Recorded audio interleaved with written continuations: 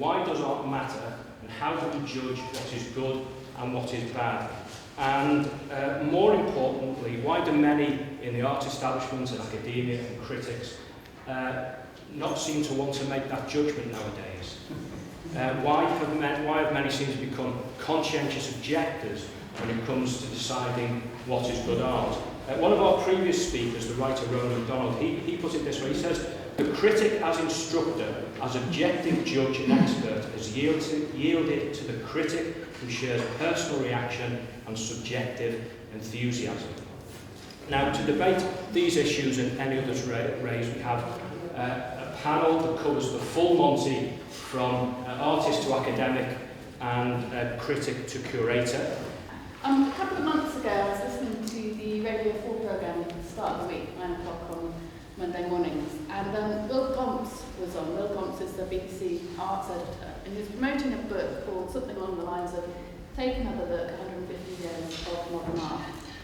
One of the other contributors asked him if, in the last 150 years, he could identify anything that was truly risible, anything really bad. And Will Gomps came back on this quite straightforward question by saying, my opinion is not the point. He was pushed a little, but he would refuse to kind of come down and say, you know, I think Damien Hirst is overrated, or Sarah Lucas, or anybody in the last 150 years. And I thought this was quite interesting because he is the arts editor of the BBC. He's worked at Tate Modern for 7 years prior to that, and yet he wouldn't give his point of view. And I do think the kind of point of this discussion is quite an interesting one, which is that we live in quite paradoxical times when it comes to culture. Culture is everywhere. There isn't a city nowadays that isn't almost bidding for or has been previously nominated to be a city of culture. We're told that the creative economy could really boost our economy. We're told that museums and galleries are centres for social inclusion, so they're given great causal properties to do a number of things in society. But at the same time, we are reticent on the basis of engaging with art in terms of its quality, in terms of is it any good or not. This is a question that has been debated for centuries, so I'm not saying it is an easy one to answer, but it is an important one to answer. And I want to outline why I think we should be answering that question and how I think we should be answering that question. Because I think it's not the case that art is just what you say it is.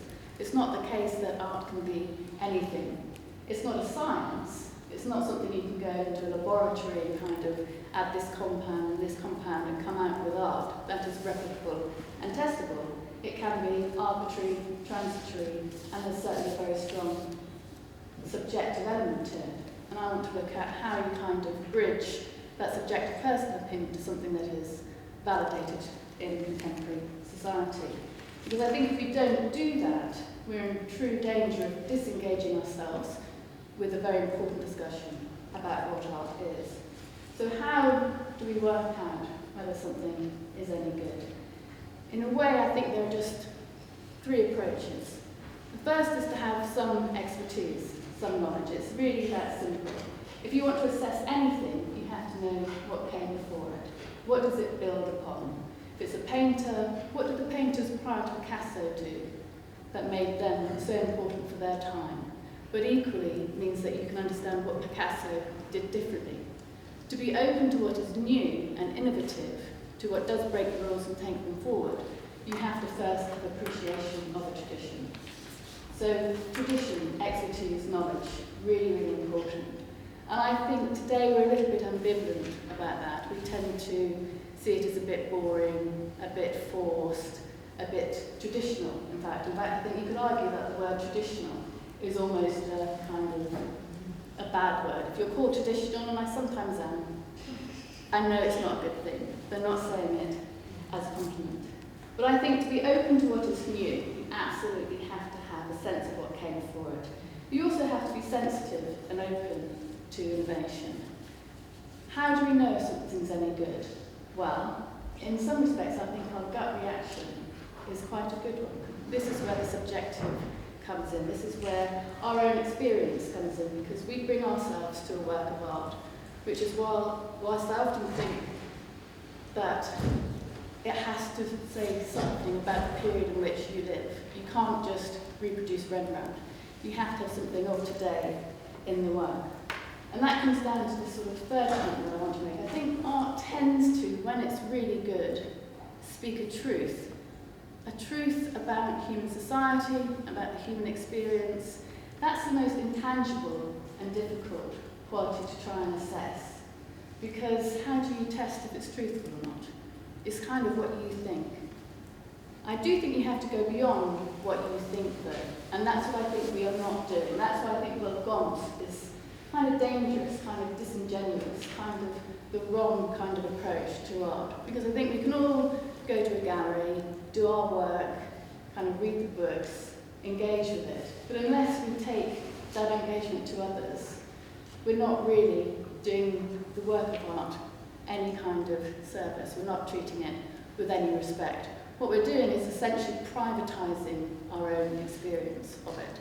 I think we have a responsibility to engage with others. That includes critics. I think the critic is much derided, and the demise of the critic is a real problem, because I think critics have experience and expertise, can help shape our judgments of art. But I think we also have a responsibility for going out and arguing and saying, we think this is good, this is why. And I think that's where we're all a little bit too reticent, a little bit afraid of saying something and going out on a limb. Why does it matter? Well, I think it matters on a number of levels. For a start today, if you want to get funding, if you're an artist, it's often the case that you have to jump through a number of hoops. I don't have a problem with hoops if I think they're the right hoops. They're the wrong hoops. At the moment, if you want to fill in a kind of document for the Arts Council, you often have to say, who are you going to be including? Who are the audience? What's it going to do in terms of impact? In fact, you rarely talk about the art. So on a kind of short-term basis, it has a real impact upon funding. And you just look at Newcastle, you look at cities and councils across the country, and their arts council funding is going, and that arts funding is going, because we stopped arguing for the point of art, which is truth, beauty, understanding. Instead, we started arguing it for the basis of social inclusion and the economy. But more importantly, if we don't engage with what art is, and engage with it in terms of its aesthetics, quality, is it any good? If we don't do that publicly, and if institutions don't join us, then we do not shape a culture in which artists can flourish, because we are treating their work with indifference. That will, in turn, not shape the artists of the future. So I think it's very serious, and that's why I think we need to engage with what art is good and be able to say why. Thank you. My title is Curator of Contemporary Art, but in a way, because of the staffing structure, I don't deal exclusively with contemporary art. I deal with visual art in the gallery as a whole. And I want to talk about visual art. I'm going to talk about visual art and it's kind of the complexity and the problems it has as an art form, if you like, in our present time. And I want to talk primarily about the idea of context, because I think context and the area of activity around art determines, to a very large degree, what is good and what is thought to be good. I want to start with a quote. It's a quote that's often cited, and it's from the American artist Barnett Newman. And he said, this was post-war New York. Aesthetics is for the artists, as ornithology is for the birds. I just want to go back for a moment to the blurb that was sent out or was on the internet to introduce this event, which was talks, I thought interesting, and I don't want to take semantic issue with what was put on there. It talks about who is the better painter, Jack Vitriano or David Hockney, who is the better sculptor, Anthony Gormley or Henry Moore, who is the better installation artist, Damien Hirst or Marcel Duchamp. I think it's interesting that we're not talking about what is good art, but who is a good artist. And I think that's a particular indicator of the times in which we live, And a particular anxiety of our times is this cult of the personality, the idea of the celebrity artist. What's debated is the personality of the artist, and I feel it often eclipses meaning and debate around aesthetics. 1, the art world is a small town. 2, part of the small town, Le Monde, always looks to the other, Bohemia, for the new wave, and is primed to believe in it.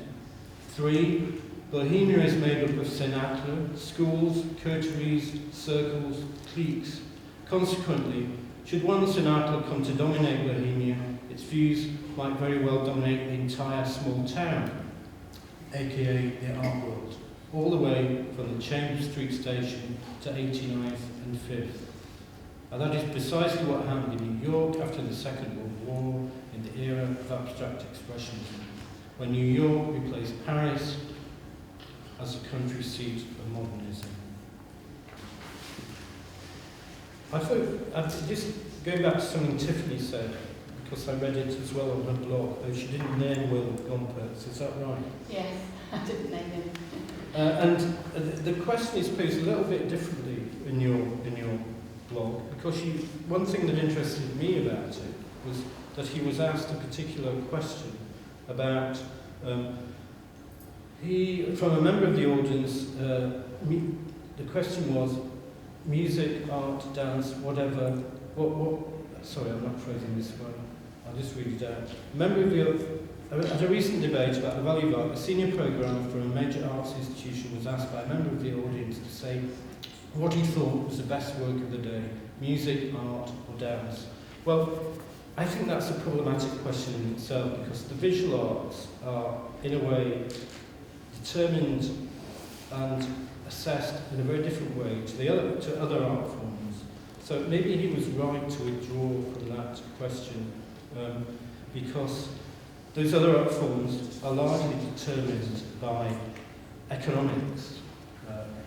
A piece of music, or a best-selling book, or a piece of theatre is largely what's good there. And I'm realising I'm collapsing good into the idea of a bestseller. But with the art world, as Tom Walsh showed, it's really quite different. It's a small coterie of people who are often determining taste and value. But I think what's interesting about our times is that there's been a huge expansion of that, the democratization of contemporary art and its reception. Since the opening of Tate Modern, we've noticed huge numbers more through our doors. There's a willingness to debate and to think about what is good art. And I don't think there is a withdrawal from making judgments about contemporary art. I think we live in a very healthy situation. Trying to answer this question, what is good art? It's a good question. If you're an artist, then the answer to the question, what is good art, is quite easy. It's what you do. Every serious artist has to believe that what they are doing is the best thing to do, otherwise they wouldn't be doing it. But if you're in the audience, or public, or critic, then the question, what is good art, actually boils down to two sub-questions. What is good, and what is art? You can't answer the question unless you have a view about either of those two halves. The latter question, what is art, I suspect will take longer than 6 minutes, but I'll come back to that at the end. In this context, the first question or sub-question, I would say, has at least 4 different aspects which need to be considered before an answer is possible. Do we mean good in terms of taste? I.e., what is good wine? This is Kant's distinction between personal and objective taste. If taste is purely subjective, then we can't argue about it. Some like red wine, some like white wine. But if there are some objective criteria which we can agree upon, or which can be agreed upon by experts, connoisseurs, historians, critics, etc., then they, if not we, can form a consensus as to what is good and what is not. So taking wine tasting, a wine expert will tell you if this is a cheap bottle blanc or if it's a rare Chateau Lafite, and that's based on experience and knowledge. A variant of this question might be, what makes a good blancmange? And the answer would include a set of rule-bound procedures and activities which need to be followed in a certain order, with understanding and finesse, and certain physical and chemical factors which need to be in place if the thing resulting is going to be called a blancmange. And if it is to be deemed by people who know about such things, a success. Michelin food critics, and perhaps our mothers and grandmothers, might be able to agree on what makes a good blancmange. However, even here there are difficulties. Some would swear that you have to use one kind of milk rather than another, and some people might prefer more or less sugar. In short, with taste, even if we try to be objective, the subjective elements remain. Okay, so that's not so helpful. A second type of good might mean morally good, and this would entail a question as to what makes good politics. Is good the maintenance of standards, the obeying of past rules and norms, attachment to traditional abstractions such as nation, state, race, or religion? Does it involve a particular view about the distribution of public money, the provision of certain public services, or does it involve a choice between social care and defence, bonuses and tax breaks, versus benefits and pensions? Clearly, good politics here depends upon one's position in the political spectrum, and one's view of the role and function of art will inevitably be influenced by one's view on money and morality. If by good art we mean morally good, then we are not going to agree unless we first agree on the morality that we seek in contemporary life. A third type of good can be considered if we ask, what makes good science? Is good science a cure for malaria, or the resolution of some complex theoretical issue in multiple dimensions? It could, of course, be both. Here again, our definition of good will in part depend upon our political agenda and whether we favour applied or theoretical science. But generally speaking, we would expect that our judgment is based on some knowledge and understanding of the issues. To understand what makes good molecular chemistry or good astrophysics, we would normally be expected to do our homework beforehand and find out a bit about the histories and traditions of the various sciences, their ontologies and specific natures, before we would be in a position to respond. Few of us, I think, would feel confident enough to interject in a scientist's lab and say that we don't like this X or that equation. This aspect of good really entails questions about complexity, knowledge, and levels of understanding. I think this is the point that Tiffany raised. A fourth type of good can be considered by asking the question, what makes a good table? A Chippendale such as we have at Temple Newsome House obviously functions as a table. It stands balanced on all four corners and has a horizontal surface upon which papers and books can be spread. But so too does a flat-pack table from IKEA. If by good we mean fit for purpose, then the Chippendale is as good as the IKEA table. If we mean good, meaning excellently or excellently designed for purpose, we might still say that both are equal. But if by good we mean showing superior skill and outstanding handcraftsmanship, exceptional knowledge of materials, and awareness of classical motifs, then we have to give the prize, I think, to Thomas from Otley. This is, or was, one quite common criterion for judging art, craftsmanship. But the notion of superior craftsmanship is no longer a necessary prerequisite for contemporary art, and some great art, even of the past, falls short on this. Leonardo da Vinci experimented with nut oils and fresco in his Last Supper in Milan, with disastrous results. The paint was flaking off even in his lifetime, but few would exclude him from painting, or the painting, from the category of good. The last factor which I have time to consider here is the relationship between the relations of production of the artwork, who made it, under what circumstances, and in what context, and once made, the relations of distribution of the artwork. Who is it for? Where does it go? How does it circulate in the world? In relation to the first aspect, I can say the artist does not physically have to make the art, or indeed have to make anything at all. Rubens, like Damien Hirst, had 400 assistants who physically made a lot of the work under the master's direction. In relation to the second aspect, at least since the 1840s, we have been aware of the multiple functions that art serves, as image, as likeness, as ideology, as status, as investment, as signifier. And at least since the 1960s, we have been aware that the meaning of the work of art does not necessarily originate with the artist. Meaning comes from the totality of social life, into which the artist is born at a particular time and passes through the artist, who acts like a filter or a sieve for meaning, gathering up content to be read, understood, decoded, and to some extent invented by the public who view, think, and puzzle over it. How we view the victory of Samothrace, now in the Louvre, a broken fragment of a lost worldview and a set of religious practices that we don't follow, is very different from what it meant to a contemporary of Phidias. Conclusion. The term good involves at least 4 aspects. If we can agree on what art is, and we are sensitive to the variable aspects of good, then one possible answer is art, good art, is not just about personal preferences. It is neither dependent nor independent of political or moral issues. It depends upon the audience being educated and informed, just as is the case with science.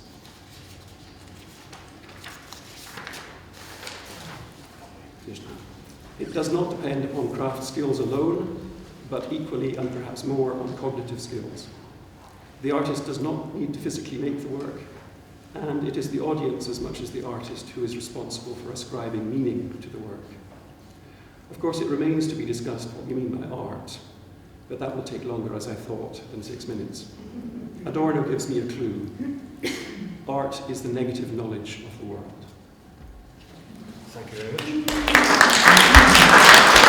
So what is good art? Is it purely subjective, or are there objective criteria that can be applied to guide the viewer as to what makes good art, and why does it matter? We can adopt theories of how the viewer and audience engages and experiences art, but what is it about art, regardless of art form, that makes it feel good or bad?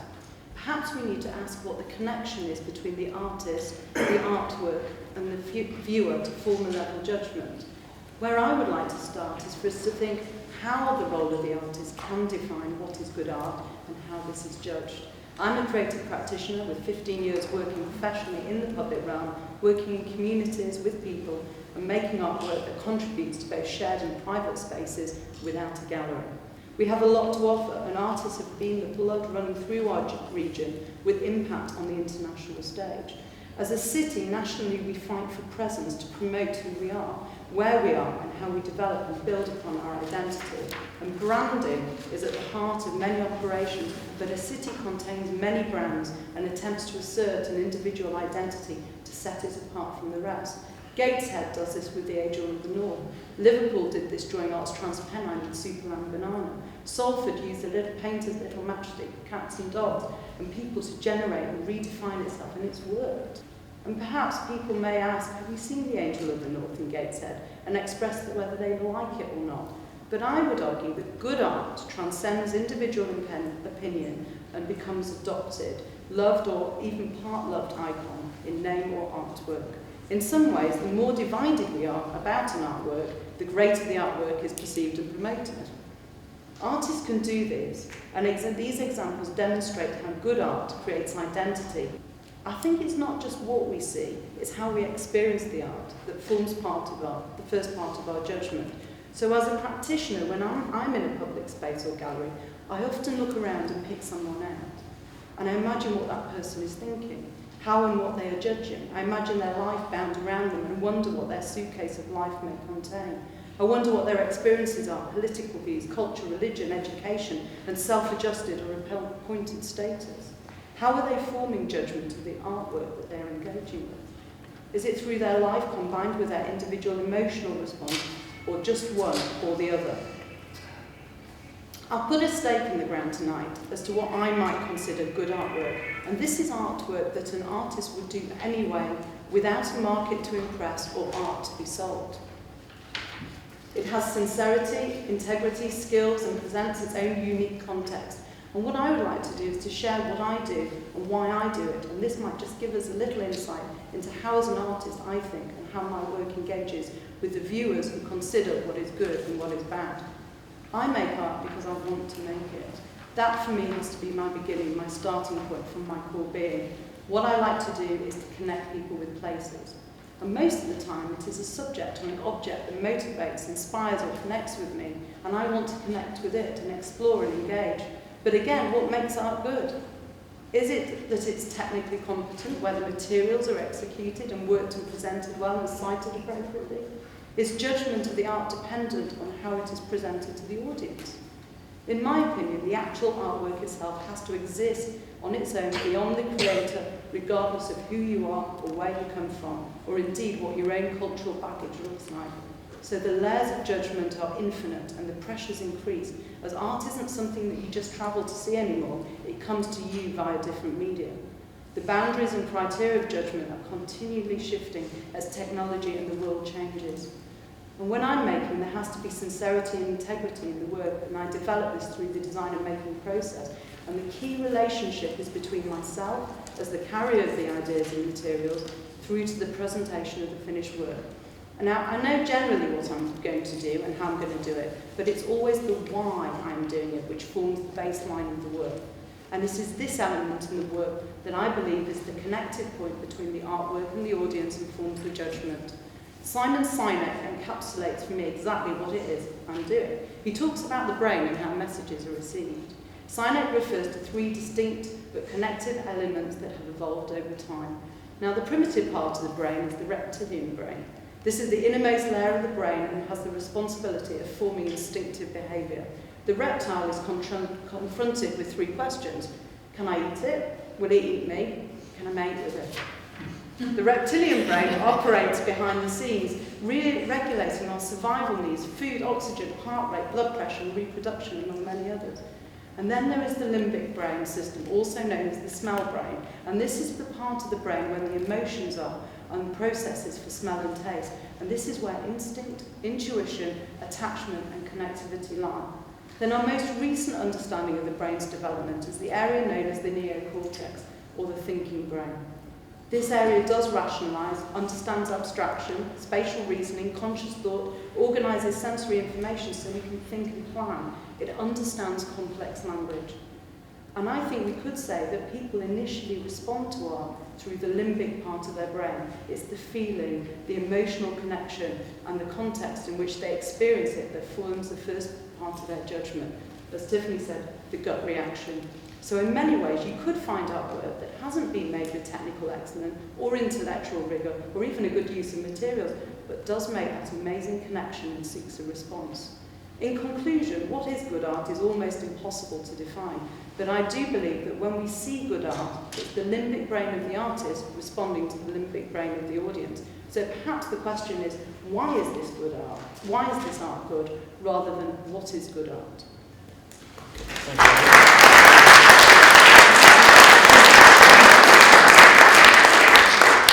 Okay, so we've got a range of views on the panel. From Tiffany's art is about truth and beauty and understanding.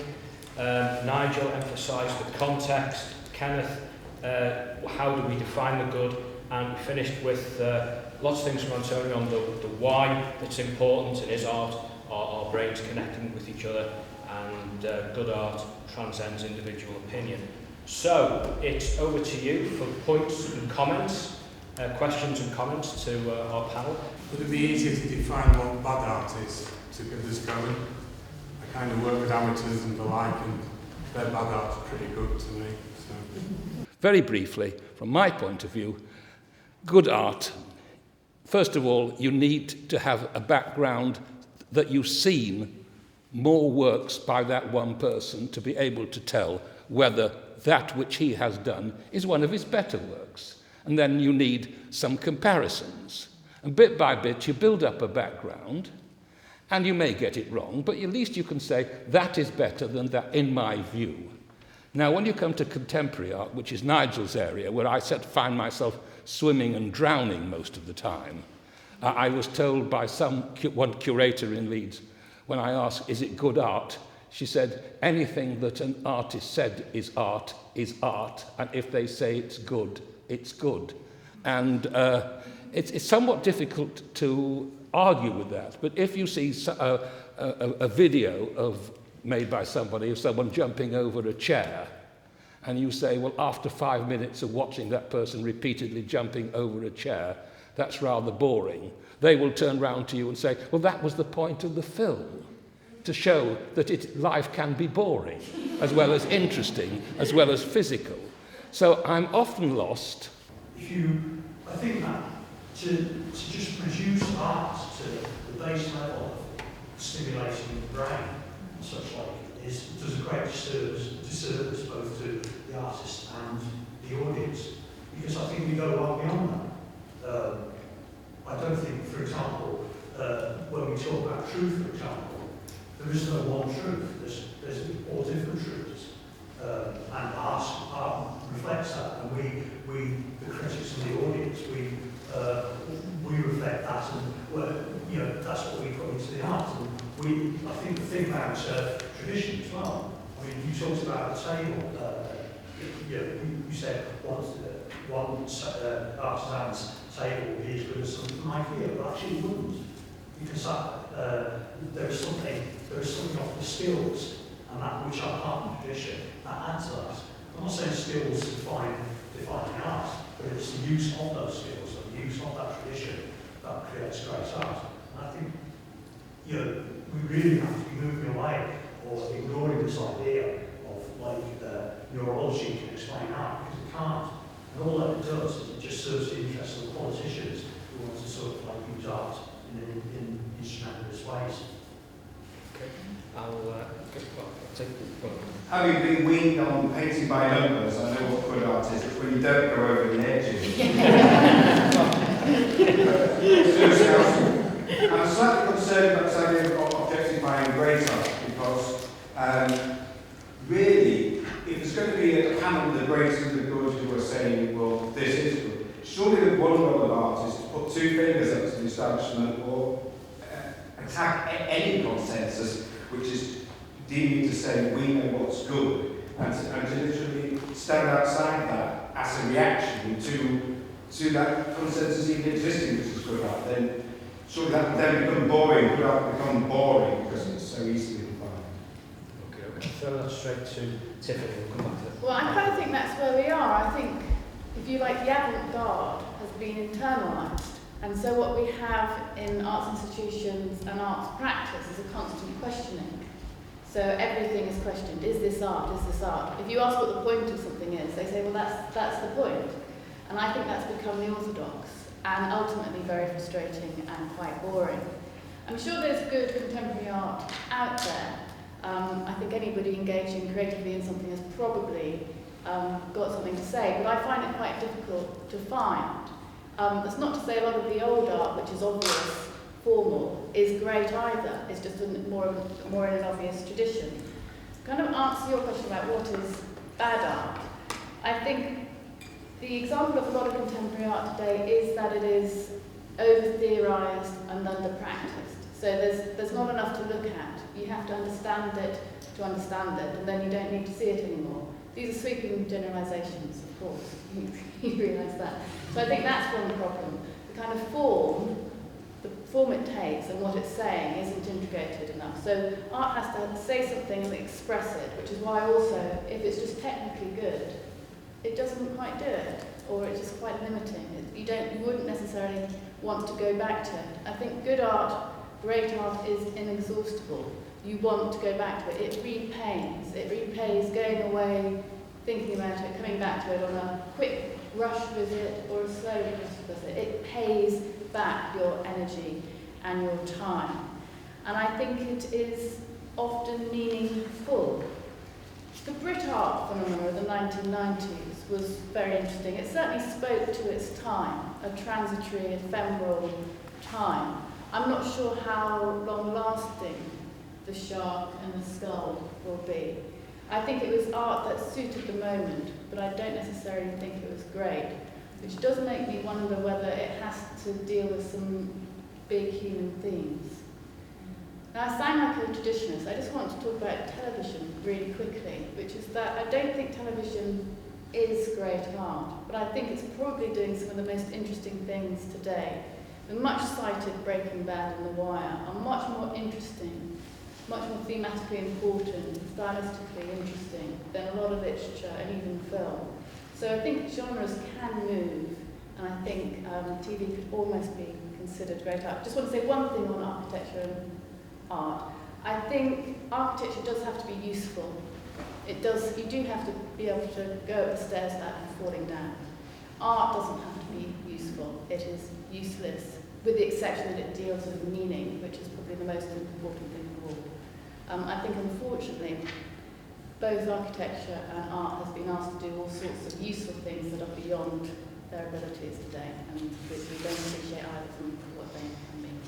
Cool, thank you. Antonia, have you reduced art to just the synapses in our brain interacting with each other? I probably, as a simplistic person that I am, playing with land securities for £500 million pop. No, I think it's a really, really good point. And, you can, absolutely say that, why would you do that? Why would you sit here and say, we've got 3 parts of brain and this is what it... But actually, when it comes down to making, you're a practitioner, for me, it's about the materials, the motivation, the inspiration, the evolving kind of notion of that. And however you want to kind of look at it, maybe you can say I've got my huge bag of knowledge of contemporary art practice and whizzing off here and seeing stuff, and maybe you could say that there's some level, although it could be simplistic, of academic rigour attached to it, but actually at that point of making, I think it, for me, is that emotional response to those materials in that studio at that time which I'm working with. And I'm not going to try and pretend that I'm the reptile there. Can I eat it? Can I make with it? And I'm not going to pretend there's all that other stuff there. It is what it is. It is the intuitive part. And I've just had a touring exhibition for the past 4 or 5 years with 6 million plus buttons. And we have thousands of responses from that. We've had over 66,000 people seeing that exhibition. When we sort through all that, the whole project team behind it, what is it that people talk about? It's their emotional response to it. And I find that absolutely fascinating. Yeah, it may be simplistic, coming back to what Sinek actually says. Apple got it right, and I hope we can all get it right. Maybe it just does come back to that middle bit of the limbic brain, that emotional response of what is good, and how we connect with it, how does it make us feel. Okay. Ken, is a table just a table? Well, it depends what you want it for. So my point about Chippendale and IKEA is I'm not saying they're the same, but if you just want something to rest a paper on, both will function. So if you're judging it by its fitness for function, they're both equal. And of course then, as I said, I would give the prize to Chippendale if you're talking about craftsmanship and levels of skill and all that. Although having said that, I don't denigrate the skills that go into an IKEA designer as well, modern contemporary design using materials and so on. It was just a point about, very often when people say, I don't like that painting because it's not good, the craftsmanship is not good. The craftsmanship is one of the sticks by which art is often beaten. And all I'm saying is it doesn't have to be. Don Judd doesn't make his own work. He phones up a factory and they make it for him. And he comes and inspects it. So there is a tradition of handcraft, which of course is the normal tradition of painting, if you like, from the Renaissance onwards. But that tradition is no longer the only tradition of painting. And it's quite possible, I mean, even Rubens was not responsible for every brushstroke on his paintings. This is my point. So craftsmanship is there, but it's not the only criteria by which you judge painting or a table. Can I ask Kenneth, because I'm really intrigued by this idea of an artist having assistants, and there seems like there's some kind of dissonance there that, because if I was a writer, but I just, I couldn't be bothered writing a book, I rung up, some writer friends and said, here's an idea, write the novel. Would that be my novel, or would it be their novel? I don't know. Well, it happens with ghostwriters. We'll take a few questions. I think we need to trust ourselves to make a judgment that something is good or bad. And I think that's what people do generally. And I'm quite worried, from the panel, there seems to be not only reluctance to say whether something's good or bad, but almost a assumption or a perspective that you can't say what is good or bad. And which made me think, because it's supposed to be elitist, this idea of judgmentalism, that you've got a critic who sets himself up on a pedestal and says, that's good, that's bad, and the ordinary person has to respect the views of the critic. But actually, everybody exercises that judgment, and what we're actually told is, you can't say what is good or what is bad. And we're actually told, shut up, you don't actually know what is good and bad. You can't make that judgment, which is profoundly undemocratic. I think the panel has given us a very interesting survey of the complexity of the problems involved in saying if something is good or bad as a work of visual art. I think there's an interesting analogy with literature. In literature, what is good or bad is often defined in terms of a tradition which is consensually recognised by the people who are experts in the various fields of literature. I wonder if the members of the panel think that there is an artistic tradition which can be clearly identified in the same way that, say, people like Leeds identified certain authors as central to what he called the canon. Is this the case in visual art, or is it utterly problematic to try and identify this sort of central tradition which all artists can possibly be evaluated in terms of? So the question, is there a canon? Oh. Variant on the first question about does it matter who actually made the piece of art? Is it better if it was by X than if the same thing was by Y? And that takes us back to the question of truth. That's actually a more complicated question than I put it. I have Cool, thank you. Dawn? And are we all imagining when we're thinking about what is good or bad? Are we imagining a product? Does it change if you think about a process? So there's different set of questions there. Okay. Yep. I think originality comes into what's good or what's bad. I remember walking up Hampstead High Street, where there were a lot of galleries, and there were so many imitations of Henry Moore that people were buying. There were either elongated Henry Moores, or rather smoother Henry Moores, or the flatter Henry Moores. They were selling because people didn't appreciate that they were really copying something that somebody else had done originally. So I think when you come to decide whether a thing is good or bad, you have to say, is it original? And if it is original, that's in my view, that's 60%. I think at one point there was perhaps too many Henry Moores, wasn't it? It became a bit of a joke that everywhere had a Henry Moore. Any more? We'll come back to the panel. Okie doke. Ken, the first question, Sure. Artist assistant. Quite a lot of these questions really are kind of come into my remit, I suppose, in a way. I mean, artists have had assistants since art started as a craft activity, I suppose, in the Middle Ages.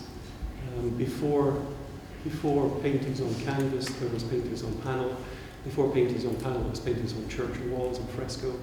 And before that, there was probably miniature painting in books and Bibles and parchment. So it depends where you start. Cave paintings, I suppose, is the start. The notion of a team of people doing something is not so uncommon in art, actually. And because of the Romantic period in the 19th century, we have this idea of the individual artist, the Chopin and the Beethoven and all the rest. We have a kind of romantic view of the artist suffering in his garret. It's usually a male, it's usually a certain kind of economic situation. So we have a kind of stereotype. We come to the idea of an artist with certain stereotypes. But even in the sort of the industrialised kind of mural painting, the main artist generally did the cartoon or whatever, so there was a role for the main artist. It wasn't like they just sat there and yeah, that's good, that's bad. Sure. Well, I think I said that. What I'm saying is that Damien Hirst has foreign assistants, and they do a lot of the work on his instructions. Rubens had foreign assistants, and he was also a diplomat and a politician. He would be away visiting the King of England, and he would be getting a commission. He would do the drawing. His assistants would square it up and make it out 20 feet long, whatever. They would paint most of it. So there would be somebody who would be an expert in drapery, somebody who's an expert in clouds, somebody who's an expert in figures. They would do it according to Rubens' teaching. He'd have taught them. And then he would come back from his diplomatic mission and go over the whole thing and give it the Rubens look. And he couldn't possibly have done hundreds and hundreds of huge paintings that he did without that system. When we look at the Rubens, we may or may not be aware of that, but we can still appreciate the painting in the present. That's what it is. We call it a Rubens, but it's a Rubens antique. The quality is still there, and probably the very last brushstrokes are Rubens, the ones that we see first, and underneath them will be the work of assistants and people. So, in a way, Hirst is doing something not so far away from that. He has the ideas, he manages his studio, he tells them what to do. You're going to do a spot painting, you're going to do a spin painting. Would you say that what Hirst is doing is as good as what Rubens is doing? I mean, if Rubens produced beautiful pictures, not just spot paintings and whatever. Well, again, in order for me to say that, you have to define better, because in terms of making money, Damien Hirst is much better than Rubens. Rubens was pretty good. He was very effective at selling his works, and he was probably a millionaire by Rubens' standards. But Damien Hirst's skull came on the market the day that Lehman Brothers crashed. On the same, I was actually lecturing on art and money on that very day. And the Lehman Brothers crashed, Black Monday. Damien Hirst sold £111 million worth of his own art in Sotheby's on that very day. So he was doing better than the bankers on that particular day. So it depends what you mean by better. If you mean a better money maker, better entrepreneur, better player of the market, then for sure. If you're talking about quality, then you're up against these issues of do you mean quality brushstrokes, do you mean quality taste? Do you mean aesthetic judgment? Is it beautiful? Is it truthful? Does it say something meaningful? If that's what he's after, and then you can judge him on it. If he's saying, I want to make a beautiful painting, and he does something, then you can say, well, it's not beautiful and flavorful. But if he's saying, I'm not making a beautiful painting, you can't judge him by it not being beautiful. You have to use the right criteria. Nigel, as a curator, are you reluctant to say what's good and what's bad? I mean, how do you decide on an exhibition, for example? Do you pick the works? Do they get given to you? Is it how do you decide what's good and what's bad? I suppose there are two. How do we decide on an exhibition? It's different to how we might determine what we acquire for the collection. Because one's something that's going to be more lasting and permanent presence in the art museum. A temporary exhibition is often a way of testing an artist or testing ideas. Or there's always an aesthetic judgment involved. But we also live in an era in which through various. I mean, when I trained, as you said, with the Scottish Arts Council, and the idea of what a curator was then. It's very different, even sort of 20 years later, to what a curator is now. We live in an era where the curator has become almost as important as the artist. It's a kind of the cult of the curator. I was called an exhibition organizer. I wasn't even the idea of curation didn't really exist. A curator is it's from the Latin. It's to care for something, or an interesting. Definition is a dictionary is to actually trouble something as well. So I think it's a very apposite term. But I suppose there's an anxiety that is felt amongst curators that should they although they do it, should they be imposing their aesthetic judgment on the audience? I think we live in an age where there's through the way we can find information and knowledge, as in no other time. It's not all correct information or knowledge, but it's there to be had. I think we can all exercise judgment more now than we don't have to listen to other people. We don't have to listen to curators as much anymore. What used to be called connoisseurship, it was the idea of a complete understanding of a canon of work that you then picked over, and you could tell within the canon what was good and what was bad. And in a sense, that refers to the idea of the great tradition, the Leeds tradition. I think it doesn't. I think it was important, but it's less so now. There's not. Everybody we talk about the postmodern condition or ultra-modern, the way culture now quotes from other examples of the culture. The system has kind of collapsed in a way. Why? I don't know. I can't answer this question. Why are we so troubled by the idea that an artist might have involved other people in the creation of a work of art? It's not new, but it's not a question that goes away. A number of people have made the point about originality, stressing that it's important. I agree with that, but there are caveats and qualifications. Not all original stuff is good. We could all do original stuff that nobody else has done, and there'd be a reason why they haven't done it or thought it. How do we know if it's any good? Two ways. A, we have to judge it in relation to what came before it. So what were the great achievements of humankind? Any art form worth its salt has a canon. It has a kind of a list of the greats. That is malleable and qualifiable. You engage with it constantly. Depending on the era in which you live, it may be that Austen speaks to you in a way that Dickens doesn't, to use two really obvious examples. So you constantly engage with the canon. You absolutely have to, because some people have made some great works that we would do well to appreciate and guide us, and guides us today. It also points us towards where we should go. That's where originality comes from. So we want true, meaningful originality, we have to have a canon. And we can't just rely on the internet. The internet is not discriminating. We do need institutions and experts that we can engage with and disregard when we wish to. We need a public culture of engagement, and that's what I think we are missing. I think, Damien Hirst needs to be told that he's just not good enough. Really? He may well be much better. Actually, he obviously had an eye for something, particularly when he started out. Maybe it's an advertiser's eye? I'm not sure. But if we just say, oh, he sets up these terms of discussion, we can't judge him on the basis of that, it's just not good enough, I think. It's not good enough for him, and I think we have to be a lot less irresponsible in our engagement with people like that. We get the artists we deserve. Don't ask better. There's many angles. You can say that every society produces the artists they deserve, but there's another view that giving the society what it wants and where it is. So I think the notion of originality comes through with Wordsworth, Wordsworth and Kant have this debate about originality. How can we, who know what art is, cope with something which doesn't fit those rules?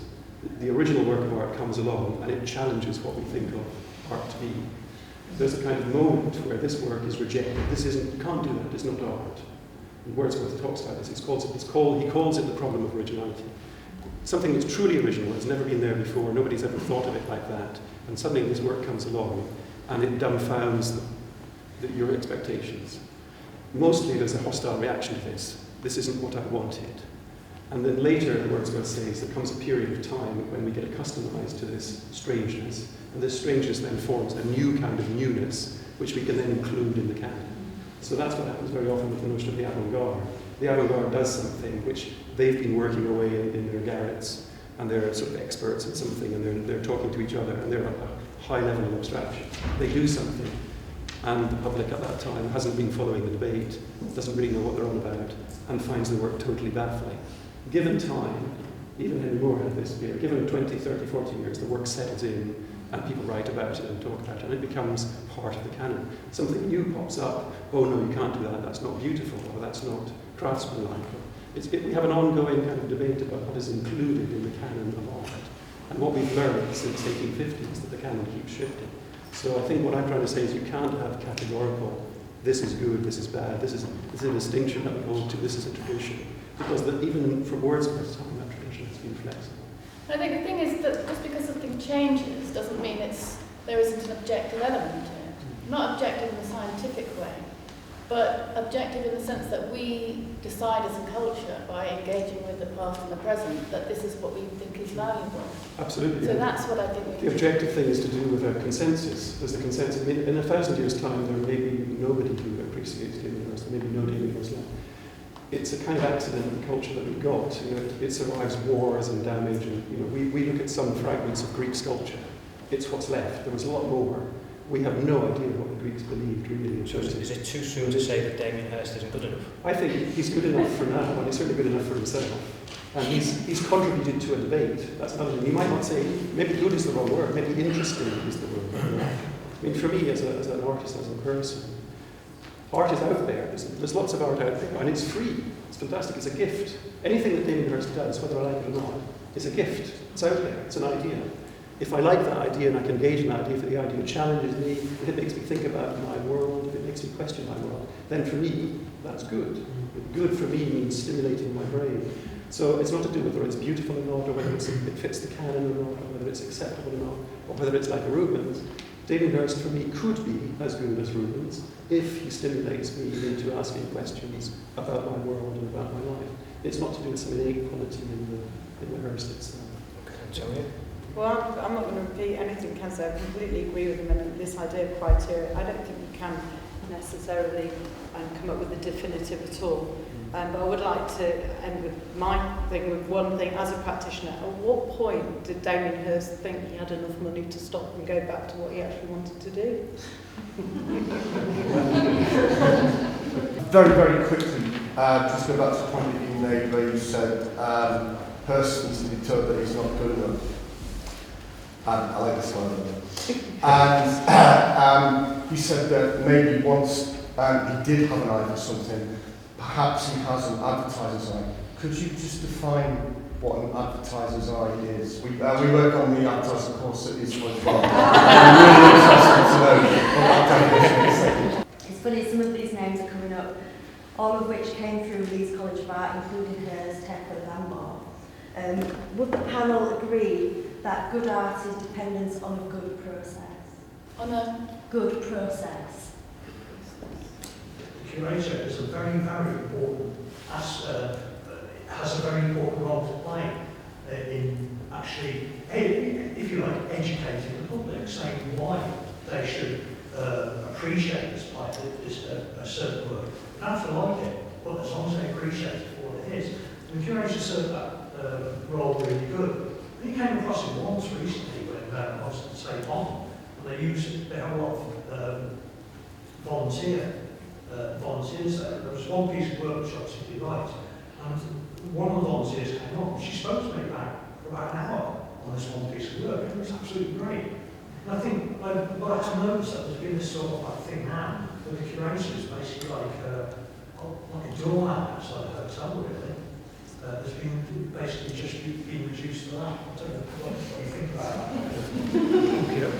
Well, cura also means priest as well, doesn't it? So, Kenneth, you made 2 points, both of which evade the question of judgment and actually tell the viewer they can't decide what is good or bad. Your first point was that things become appreciated over time, so it might not be recognised. And there's possibly a germ of truth in what you said. But generally speaking, people decide whether they like something or they don't like something, whether it looks nice or it doesn't look nice. And on that very basic level, people judge art on that basis. Now, a lot of the avant-garde art isn't now appreciated, and people still think it's rubbish, it's just clever.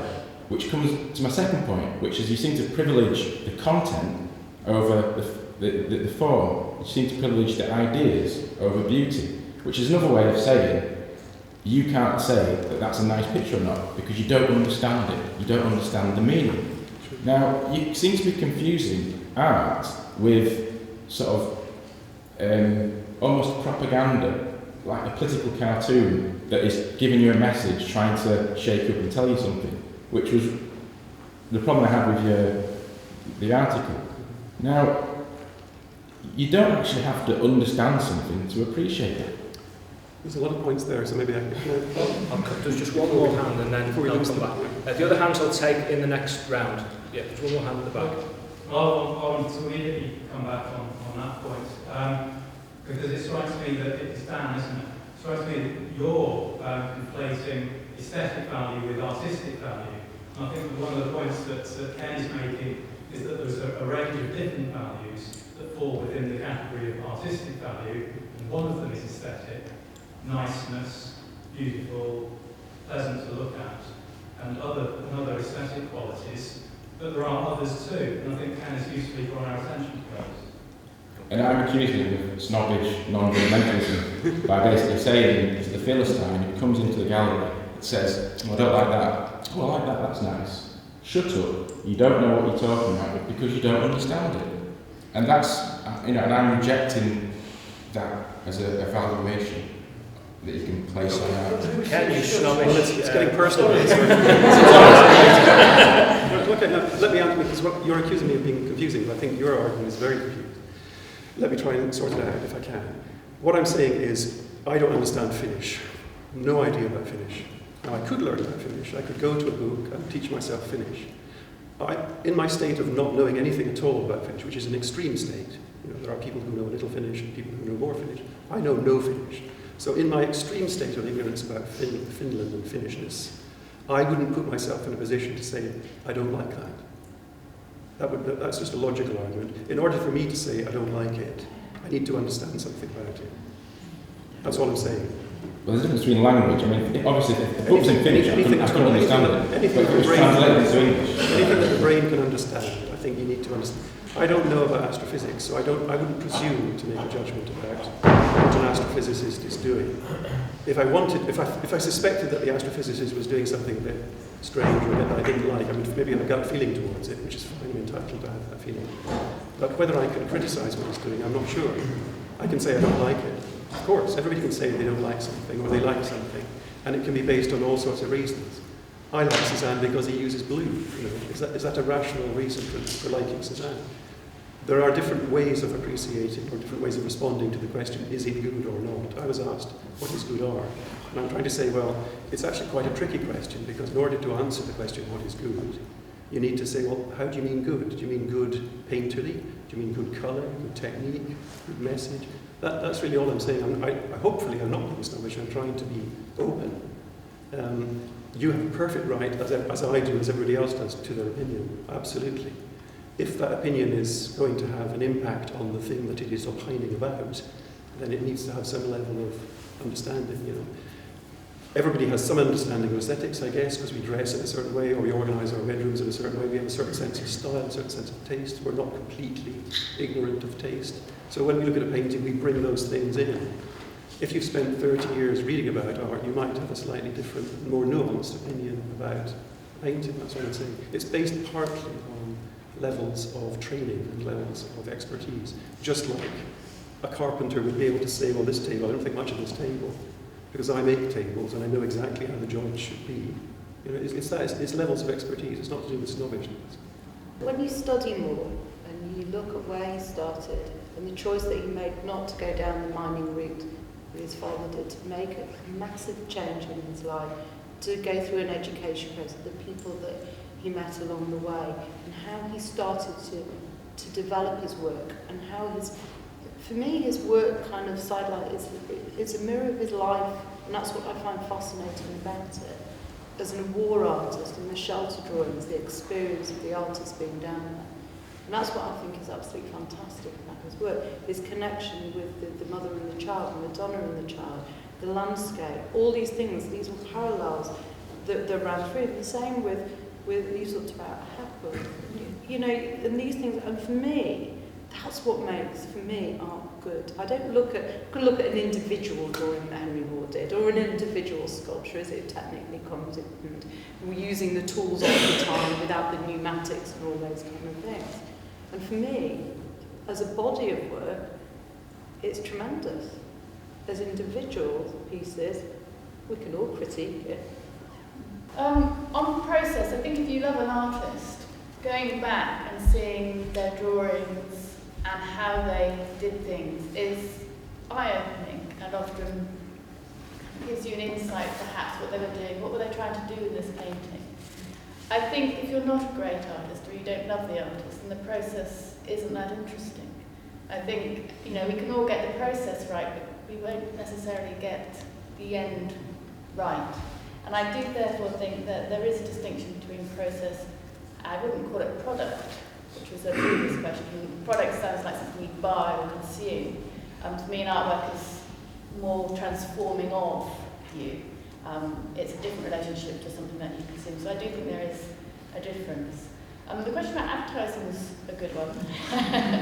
So could an advert theoretically be a work of art?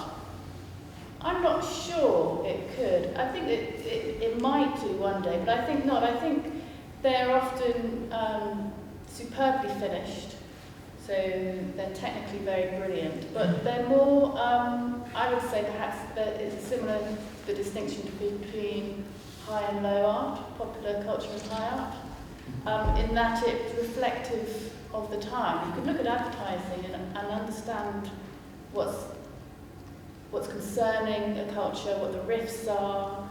It can be quite innovative, and interesting, but I don't think it's transforming, and I think it doesn't end up being, it doesn't stand the test of time. When we look at adverts in the past, we laugh.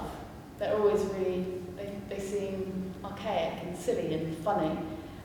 So I think that's probably a roundabout way of saying is I do think the two things are different, even if they share some of the technical abilities, and they're both, I suppose, in the business of persuasion.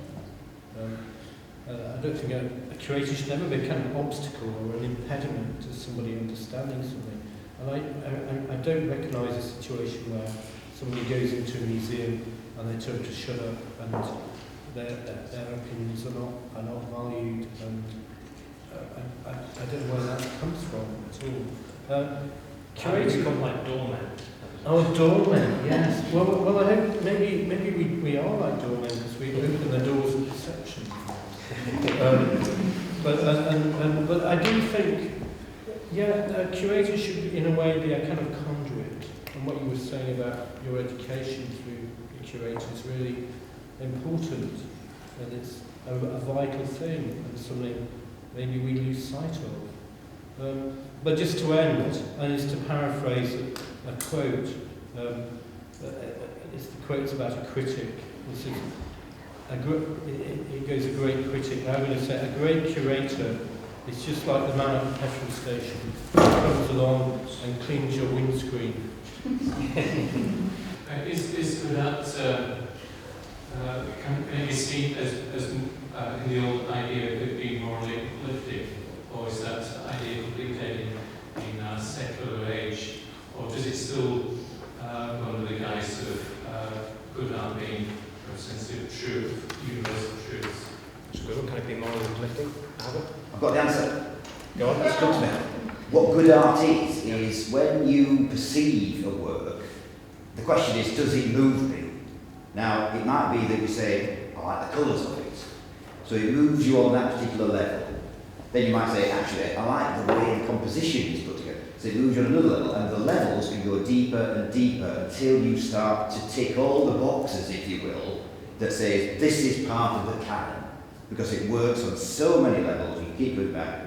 And even the level of, in the marketplace, this is deemed to be, even that level works in the whole gamut of the emotions. But ultimately, the work has to move me when I see it. That's how I was wondering whether you thought that there was any importance in the realisation of the aims of the artist.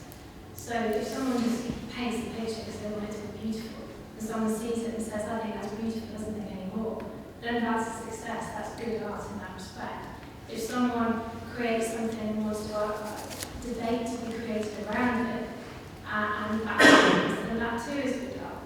How do you as artists see that as being relevant or important to your creation of what might be viewed as good art? That's good. The intent of the artist is obviously very important to our judgment of art and our judgment of beauty. Well, in a way, I will echo that. I went to a talk at Creative Networks a couple of weeks ago by a sculptor who I didn't know his work, but I thought it was great. You see on the picture, slides and talked as he was talked about where he's coming from, what he's doing, and I appreciated them far more as he was talking about them. And I said to him, do you feel when you put them on display that do you feel you need to explain where you're coming from? It's very difficult to appreciate. And he said, no, I deliberately don't do that. I think people should just react as they want to react.